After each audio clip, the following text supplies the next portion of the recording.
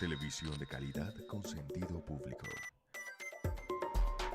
Universidad de Antioquia Televisión.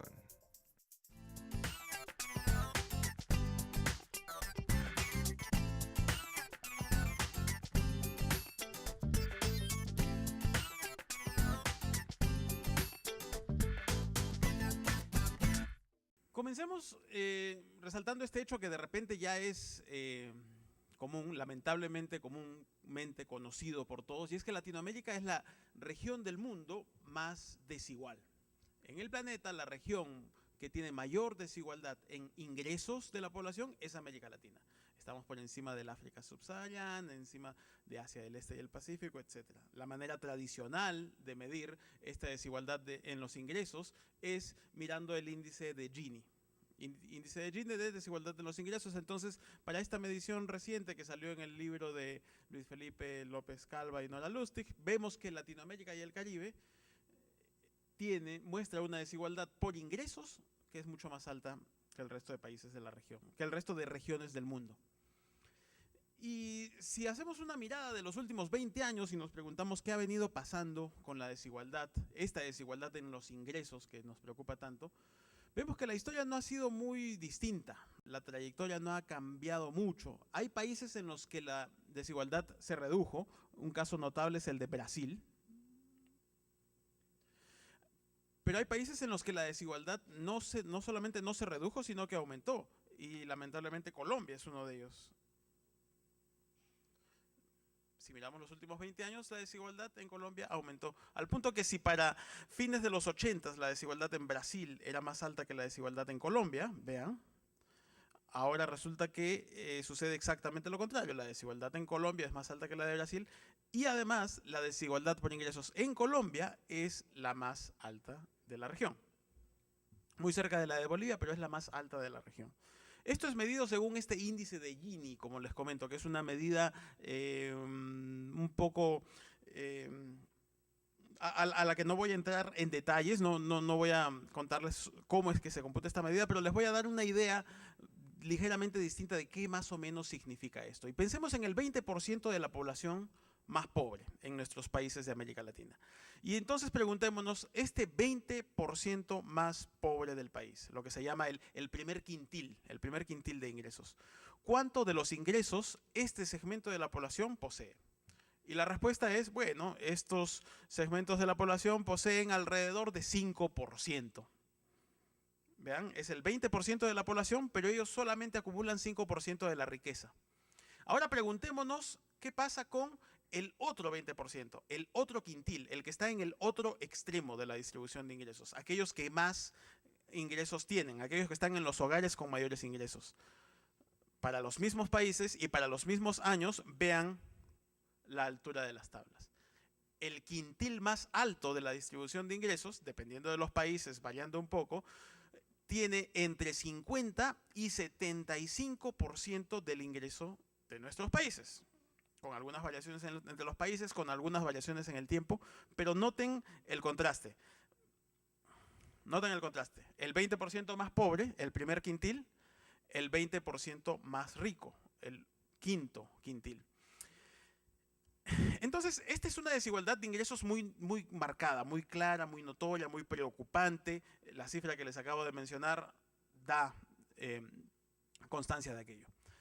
Pero para lo que nos incumbe en un foro como este, en un foro educativo, resulta que esta desigualdad en los ingresos, la capacidad de generar ingresos de la población, depende básicamente de su capacidad, de sus capacidades educativas. Depende de cuánta educación han alcanzado. Resulta que en gran medida estas desigualdades en los ingresos son reflejo de desigualdades que ya se dan en los sistemas educativos. Nuestros sistemas educativos en América Latina muestran una serie de desigualdades. Les voy a mostrar algunas evidencias. Miren, anteriormente les estaba mostrando algo acerca de qué es lo que pasa con el primer quintil de ingresos y el quinto quintil de ingresos, ¿no? O sea, el quintil más pobre y el quintil más rico de ingresos en nuestros países en América Latina. Preguntémonos ahora qué pasa con los años de educación de estas poblaciones. Preguntémonos ahora qué pasa con los más pobres, el 20% más pobre de nuestros países. ¿Cuánta educación alcanzan estos individuos en promedio? Pues en promedio alrededor de 5 a 6 años. 5 a 6 años. A las justas entran a la primaria y probablemente no la completan en promedio. Obviamente dentro de esto hay una distribución, pero en promedio ese es el nivel de escolaridad de esta población, de la población más pobre. Datos alrededor del 2009. ¿Y qué pasa con el quintil más rico? Vean, este es el quintil más pobre, ahora el quintil más rico, para los mismos países. Y hay heterogeneidades, en Guatemala de repente no es tan alto, es como 8, pero en el resto de países está alrededor de 11. Alrededor de 11 años el promedio de educación. O sea, como que los jóvenes entran al sistema educativo y se gradúan de la secundaria, se gradúan de la escuela media, ¿no? Estas son las diferencias en logro educativo de la población adulta. Estos son individuos adultos que ya salieron de los sistemas escolares y entonces estamos viendo que alcanzan estos niveles. Esto se da para la población adulta, como estamos viendo aquí, pero también se da en matrícula. Cuando nos preguntamos ahora, ¿qué pasa con los que están actualmente en el sistema escolar? ¿Qué pasa con los jóvenes que están en edad de ir al sistema escolar? Y nuevamente nos preguntamos, el 20% más pobre versus el 20% más rico. El primer quintil versus el quinto quintil. Vean, esta es la matrícula neta en educación secundaria para el quintil más pobre de América Latina. Y esta es la matrícula neta en educación secundaria para el quintil más rico. Las diferencias son notables, ¿no? En primaria, atención, esto es en secundaria. En primaria de repente el problema no es tan marcado, porque felizmente nuestros países, la gran mayoría de nuestros países ya tienen una cobertura en primaria cercana al 90%. Y entonces están cubriendo a casi todos los quintiles de ingresos con un nivel de matrícula cercano al 95% en realidad. Entonces, esto es lo que pasa con matrícula neta en educación secundaria. Aquí sí ya hay diferencias, vean. En países como El Salvador, como Guatemala, como Nicaragua, por ejemplo, las diferencias en matrícula son muy notables. En secundaria. ¿Y qué pasa si vamos a superior? ¿Qué pasa si vamos a superior? Las diferencias son aún más marcadas. Vean cómo es que es el caso, por ejemplo, que en Bolivia, en Brasil, en Guatemala, en Honduras, menos del 5% de la población pobre o del 20% más pobre acceden a la universidad o acceden a una educación terciaria. No solamente a la universidad, atención, estos son también institutos superiores tecnológicos, institutos técnicos y tecnológicos. Educación terciaria, postsecundaria. Solamente 1 de cada 20 dentro de estos más pobres va en estos países. Ahora, esto es lo que sucede cuando miramos al 20% más rico, al quintil más alto en la distribución de ingresos. Las diferencias son notorias, las diferencias son notables, pero esto también llama la atención de la siguiente manera. Vean, aún para nuestros países, si nos concentramos en el quintil más rico de ingresos, las personas más pudientes, aún aquí la cobertura de educación terciaria es baja. Es bien baja en comparación a países de la OECD, por ejemplo, o en países desarrollados en general. Vean, aproximadamente menos de la mitad de los jóvenes más pudientes van a la escuela, van a los niveles terciarios de educación. O sea, hay un problema importante ya desde la cobertura de educación terciaria, si es que estamos hablando de qué es lo que va a pasar o qué es lo que podemos esperar en términos de innovación. Cobertura ya es un problema en terciaria. Y entonces les estábamos viendo, hay temas de matrícula, temas de cobertura en la secundaria, en la terciaria, pero lo que importa en realidad, lo que al final del día importa es cuánto aprenden nuestras poblaciones, cuánto aprenden nuestros jóvenes. Y entonces aquí nuevamente tenemos esta comparación de los jóvenes que vienen de hogares pobres, del primer quintil de ingresos, y jóvenes que vienen de hogares del quinto quintil de ingresos, con mayores ingresos, ¿cierto? Y entonces aquí tenemos el porcentaje de estudiantes que tienen puntajes con un nivel satisfactorio por lo menos dentro de las pruebas CERCE, en este caso son las CERCE de UNESCO. Entre los pobres, vean, en tercer grado, 10% o menos de los jóvenes pobres tienen niveles satisfactorios de aprendizajes. Esto contrasta con los que vienen de los hogares ya más pudientes, que es donde alrededor de la mitad tienen niveles satisfactorios de aprendizajes. Entonces vean cómo es que una tras otra van montándose estas inequidades, estas diferencias en matrícula, en logro educativo, en aprendizajes entre el quintil más pobre y el quintil más rico. Ahora, estas desigualdades son preocupantes, claro que son preocupantes, y uno puede esgrimir una serie de razones por las cuales es importante trabajar en estas desigualdades. De repente las más importantes y las más saltantes, las primeras que saltan a la vista son las razones morales, ¿no? No podemos pensar en sociedades cohesionadas, en sociedades que avancen juntas, con niveles de desigualdad como los que están ahí mostrados. También resulta que esto tiene impacto importante o vinculación importante a los desempeños. Las economías más desiguales tienden a desempeñarse peor que el resto. Y veamos algunos ejemplos. Vean, aquí estamos vinculando dos variables. Una, en este eje, el índice de Gini en educación, o sea, qué tan desigual es el logro educativo para los jóvenes de 25 años o más. Y aquí estamos midiendo el PBI per cápita de los países. Qué tanto producen los países, qué tan grandes son las economías, qué tan pujantes, qué tan fuertes son las economías. Vean cómo es que cuanto más desiguales son los países, o sea, cuanto más nos movemos en esta dirección, menor es el PBI per cápita. Economías más desiguales tienden a producir menos, o economías menos desiguales tienden a producir más. Un punto bastante importante. No solamente se encuentra una vinculación entre las desigualdades educativas y los niveles de producto, la producción económica, sino que también se encuentra una vinculación importante entre las desigualdades de ingresos de los países y los desempeños educativos. Vean, aquí estamos midiendo el índice de ingresos, las desigualdades de ingresos de los países, y aquí medimos el puntaje promedio en las pruebas de lectura, en el panel izquierdo, y matemáticas, en el panel derecho, en la prueba CERSE, que compara a todos los países latinoamericanos. Vean cómo en ambos casos se nota muy claramente que los países más desiguales en términos de distribución de ingresos, o sea, los países que están más cercanos a esta zona, tienden a mostrar desempeños promedio en educación más bajos. Desigualdad y desempeño promedio van de la mano. Países más desiguales tienden a desempeñarse más pobremente. Y esto tiene una explicación, tiene un sentido, tiene una razón de ser. Cuando el país es muy desigual es difícil pensar en políticas masivas, en políticas para todo el país. Hay que ser muy diferencial, hay que ser muy específico en cada uno de los segmentos a los que hay que atender. Y esto hace que la política pública sea mucho más de filigrana y sea mucho más difícil de implementar. Siendo mucho más difícil de implementar, entonces la posibilidad de conseguir buenos resultados se reduce. Y es lo que estamos viendo aquí. Entonces, resumiendo lo que les he mostrado hasta el momento, lo que les he mostrado hasta el momento está dándonos algunas pinceladas, algunos indicios bastante importantes de un círculo vicioso. Un círculo vicioso entre la desigualdad y los desempeños.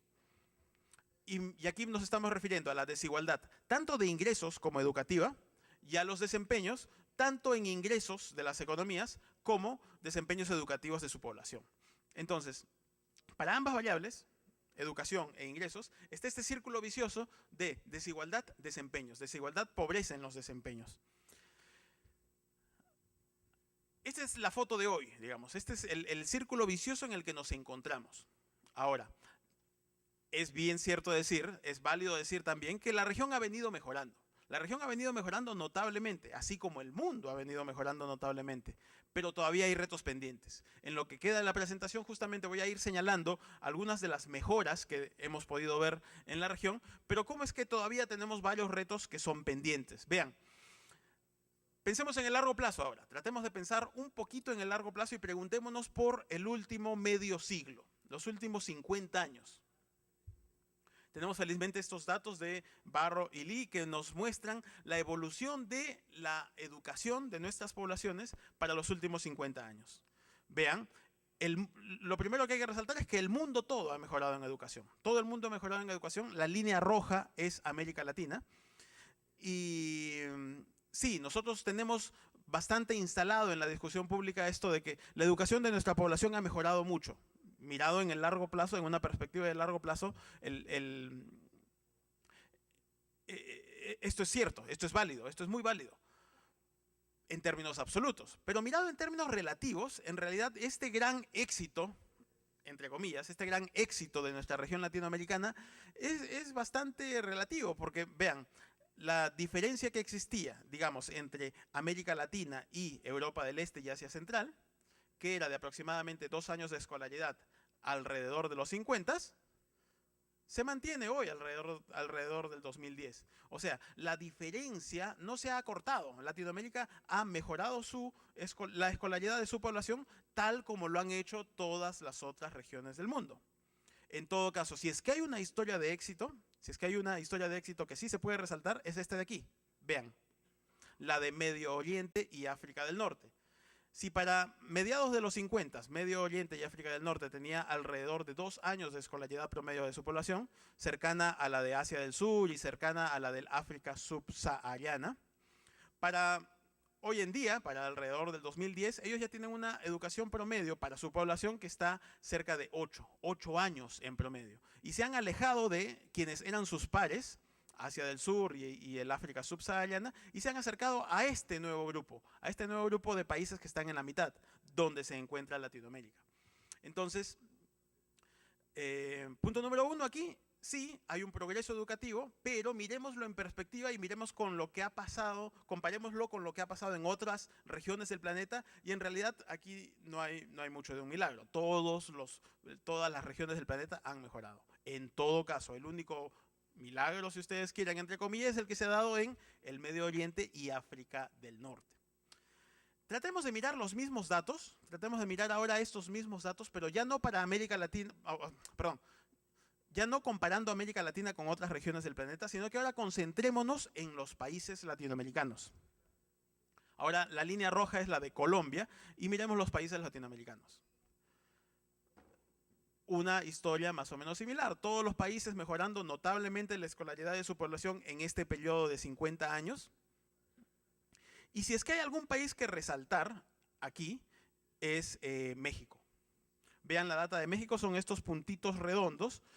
Para alrededor de los 50 la escolaridad de la población era aproximadamente 2.7 y para hoy en día la escolaridad de la población es aproximadamente 9. Si es que para los 50 estaba cercana a Colombia, digamos, ahora está mucho más cercana a Chile, el país con mayor escolaridad para la población en esta muestra, ¿no? También es interesante notar el caso de Brasil, cómo es que desde los 50 y hasta más o menos los 80 no aumentó mucho la escolaridad de su población. Pero si miramos la pendiente del progreso en Brasil desde los 80 en adelante, es el país que más progreso ha mostrado en esas últimas 3 décadas, ¿no? Entonces ahí hay 2 historias bastante interesantes que resaltar, la de México para el periodo de los 50 años y la de Brasil para este periodo de 30 años, como les decía. La educación de la población ha mejorado, sí, y esto ha venido acompañado de mayores gastos en educación. Nuestros países están gastando más en educación y cada vez más. Si comparamos, por ejemplo, cuánto gastaban alrededor de los 90 con cuánto gastan hoy, vamos a encontrar cambios muy positivos y noticias muy alentadoras. Vean, estos son los países de América Latina, los que tenemos, 18, y el gasto en educación para 1990 como porcentaje del PIB. Para 1990 la cifra es esta, para el 2008 la cifra es más o menos así. La mayoría de países han aumentado su gasto, no todos, la mayoría. La mayoría han aumentado sus gastos, hay casos muy notables como el de Bolivia, como el de Honduras de repente, pero la buena noticia es que en el agregado, cuando miramos a toda América Latina como una región, la región ha comenzado a gastar más en educación. Esa es buena noticia.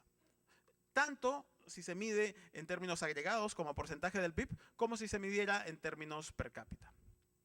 Ahora, ha gastado más en el bloque, en el agregado, les digo. No solamente eso ha pasado, sino que también ha pasado que ese gasto ahora está mejor focalizado. Una proporción mayor del gasto va a quienes más lo necesitan, a los más pobres. Nuevamente aquí tenemos la discusión esta de los quintiles de ingreso. Les decía, el quintil 1 es el 20% más pobre de la población, el quintil 5 es el 20% más rico de la población y aquí están todos en el medio, ¿no? Entonces aquí estamos midiendo cuánto del gasto público en educación va para cada quintil de ingresos. Las buenas noticias son que entre 20 y 35% del gasto público en educación va al quintil de ingresos más pobre. Quienes son más pobres y más necesitan de ese gasto educativo están recibiendo más. Obviamente sería mejor tener estas líneas mucho más empinadas, tener estas pendientes mucho más empinadas, de manera que el gasto se concentre aún mucho más en quienes más lo necesitan. Aquí hay un reto pendiente. Sin embargo, si es que miráramos una cifra similar a esta para alrededor de 2000, que es el otro año para el cual tenemos cifras, vemos que estas eran un poquito más planas. Las curvas estas de incidencia del gasto por pobreza vienen empinándose, lo cual representa buenas noticias. El gasto está yendo cada vez más a quienes lo necesitan. Ahora, les decía, el gasto está aumentando, estamos gastando más y cada vez estamos gastando más en quienes lo necesitan. Pero ahora preguntémonos por los resultados. Preguntémonos por qué estamos consiguiendo con este mayor gasto. Y entonces ahora estamos midiendo en estos gráficos el gasto público en educación versus los desempeños promedios en CERCE, tanto en lectura como en matemáticas. Se puede ver una tendencia que dice que a mayor gasto, mayores puntajes. Sí, si es que trazáramos una línea aquí, una línea de tendencia, esta sería más o menos así. Lo que dice que sí, si es que se gasta más, se puede tener mejores desempeños, pero ese no siempre es el caso. No siempre es el caso. En todo caso, para el caso de Colombia, a mí me gustaría resaltar esto, vean, este cuadrante.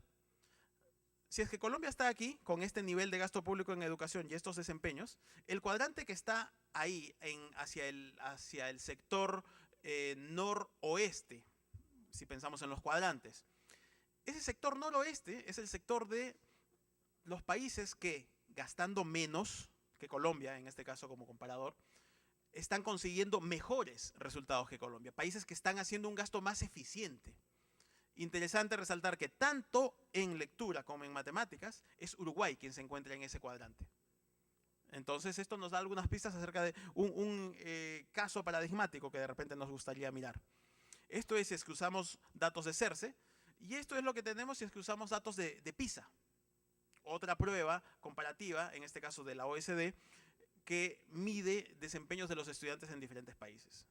En PISA menos países latinoamericanos participan, menos que en CERCE, digo, pero nos permite dar una mirada bastante interesante. Hecho recurrente, Uruguay se encuentra en ese cuadrante al que me estoy refiriendo, ese cuadrante de quienes gastando menos tienen mejores resultados.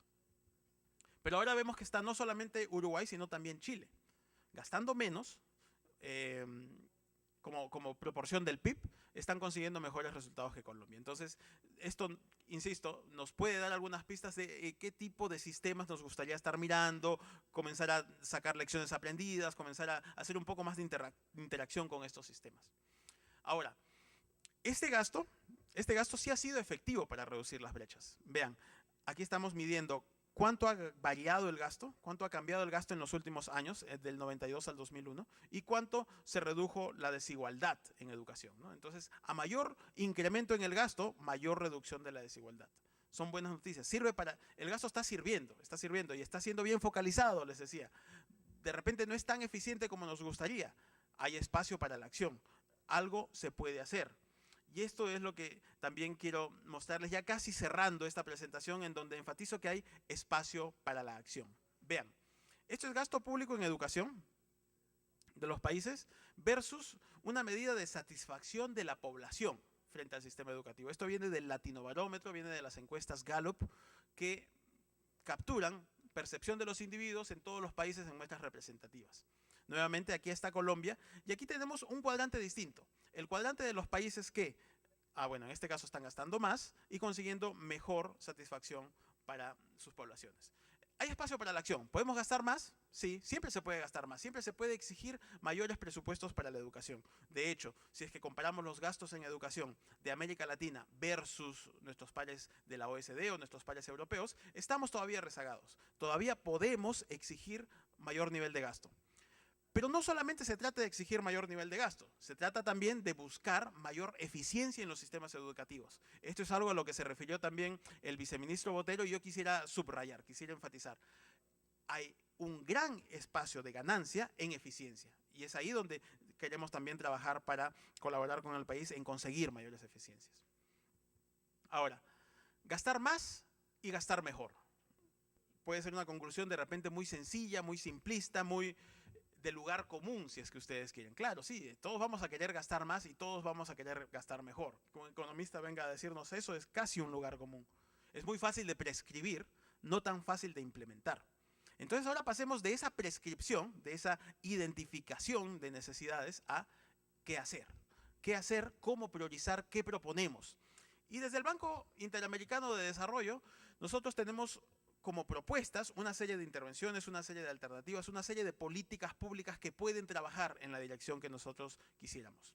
Dentro de todo ello, estamos proponiendo priorizar en 3 pilares. 3 pilares que se pueden entender también dentro del ciclo de vida de los estudiantes. Desde una perspectiva del ciclo de vida de los estudiantes, comencemos con el primer momento. El primer momento es ese del preescolar, del desarrollo infantil temprano. Hoy por hoy ya hay un consenso en la comunidad académica y en la comunidad de hacedores de política pública que la inversión más costo efectiva en educación es la que se hace más temprano. Tanto más temprano como se pueda en la vida de los estudiantes o en la vida de los jóvenes. Entonces, invertir en desarrollo infantil temprano es altamente rentable. Déjenme les cuento un dato, por ejemplo, un dato que viene de unas investigaciones recientes que miraron unas intervenciones de desarrollo infantil temprano que se hicieron allá en los 60s. 4 décadas atrás, 4 o 5 décadas atrás.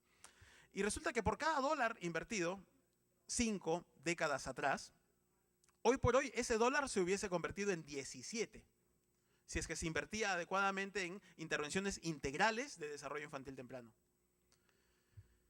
Si ese dólar, en lugar de haberse invertido en desarrollo infantil temprano, se hubiese puesto en Wall Street, hubiese dado réditos, claro, pero no se hubiese convertido en los 17 que se convirtió después de haberse invertido en desarrollo infantil temprano, sino que se hubiese convertido en solamente 13. O sea, la inversión en desarrollo infantil temprano es altamente rentable, aún más rentable que lo que uno podría tener en los mercados. Es socialmente rentable y eso es importante. Solo que hay que pensar en el largo plazo, en el muy largo plazo. Hay que pensar en 4, 5, 6 décadas. Punto número 1. Segundo pilar dentro de los conjuntos de intervenciones que desde el Banco Interamericano de Desarrollo tratamos de proponer. Segundo pilar, si nos movemos en esta perspectiva de ciclo de vida y entonces ya tenemos a los niños que recibieron las intervenciones de desarrollo infantil temprano y ahora están en la escuela. En ese segundo momento de la escuela lo importante es ya no tanto la cobertura, porque como les decía, Latinoamérica tiene una cobertura por encima del 90% y esas son buenas noticias. Pero ahora toca preguntarnos por qué aprenden los niños cuando van a la escuela, qué aprenden los niños cuando están ahí, cómo es que podríamos mejorar sus aprendizajes. Y entonces cuando los niños están en la escuela, el proveedor principal de los servicios educativos es el maestro. Entonces en quien habría que enfocar los esfuerzos es en los maestros. El segundo pilar que proponemos aquí como línea de acción es en la calidad de los maestros. Y cuando hay que pensar en la calidad de los maestros, 2 puntos importantes vienen a la mente. 1, selección y 2, entrenamiento. Selección. Resulta que los países de mejores desempeños en las pruebas PISA, por ejemplo, si pensamos en Finlandia, digamos, tienen un cuerpo docente altamente calificado, altamente motivado. La profesión docente es una de las profesiones más prestigiosas en las que uno pueda pensar en esos mercados de trabajo. En contraste, en nuestros países latinoamericanos, la profesión docente no necesariamente es la más prestigiosa. Entonces aquí hay un espacio de acción muy importante en darle gran prestigio a la profesión docente. Esto se hace con herramientas monetarias, pero también con herramientas no monetarias. El complemento de estas 2 herramientas, monetarias y no monetarias, debería llevarnos a mejorar el prestigio de la profesión docente. ¿Para qué? Para atraer gente más talentosa a la profesión docente. Entonces les decía, punto número 1, dentro de esta recomendación de trabajar con los docentes, selección. Seleccionar a los mejores para que opten por una carrera docente. Pero obviamente eso va a demorar un tiempo en suceder y va a tardar bastante en madurar. Por el momento tenemos que trabajar con la población docente que tenemos, que es una población también bastante sacrificada, bastante motivada, pero a la que de repente le falta herramientas para mejorar la efectividad de su enseñanza. Entonces con ellos lo que hay que trabajar es en mentorías, trabajo conjunto, darles herramientas para que su enseñanza sea más efectiva. Son las dos áreas en las que proponemos trabajar dentro de este segundo pilar de trabajo con los docentes. Y sigamos moviéndonos en este ciclo de vida de los jóvenes, y entonces después de haber pensado en qué pasaría en su primaria, en la secundaria, en la calidad de los aprendizajes, tenemos que preguntarnos con qué pasa con cuando terminan la escuela, qué pasa con la transición de la escuela al trabajo. Y aquí es donde también tenemos muchos retos, y esto es algo que también ha discutido el viceministro Botero algunos minutos atrás, y es que tenemos que trabajar en mejorar la pertinencia del sistema educativo, mejorar los eslabonamientos entre las habilidades que produce el sistema educativo y las habilidades que requieren los mercados de trabajo. Y cuando hablamos de habilidades, no nos referimos solamente a las habilidades cognitivas, a los conocimientos, a que los estudiantes sepan la aritmética, que sepan entender un texto, que sepan la matemática. No, nos referimos a eso, sí, claro, pero también nos referimos a una serie de habilidades que llamamos no cognitivas, que resultan importantes y claves para el éxito de las personas en los mercados de trabajo.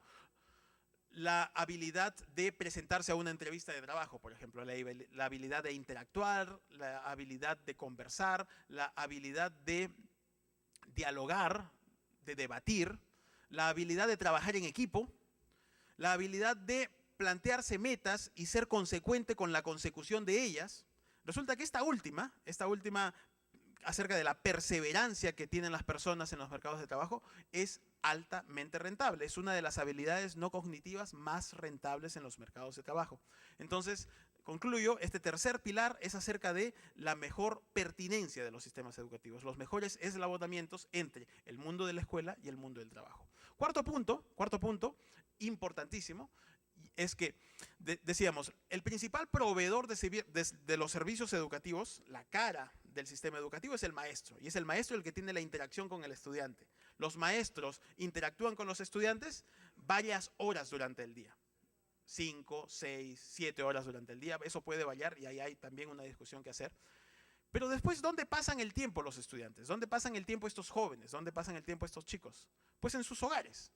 Y ahí es donde también hay que reconocer un rol importante para los aprendizajes, un rol importante para el sistema educativo. Los sistemas educativos tienen que entender que también los hogares juegan un rol muy central y hay que empoderarlos dentro de la responsabilidad de educar a nuestras poblaciones. Estos son tres grandes pilares a los que me refería, enfatizando al final de esto con un gran actor que necesitamos empoderar, los hogares, los padres de familia. Pero déjenme terminar diciendo que no existe una solución única, ¿no? Estos pilares a los que me estoy refiriendo son líneas generales, son principios en los que podríamos comenzar a pensar en que tenemos que actuar, y de hecho nuestros gobiernos vienen actuando en estas direcciones, pero no hay bala de plata, no hay receta única. Y aquí de lo que se trata es de probar innovaciones evaluándolas, experimentando. De eso se trata la recomendación que traemos desde el Banco Interamericano de Desarrollo. Muchas gracias.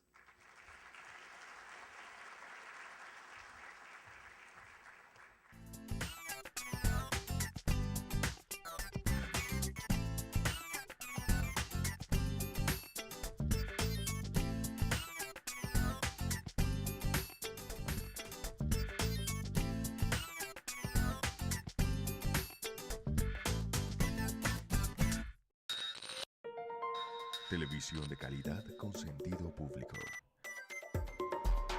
Universidad de Antioquia Televisión.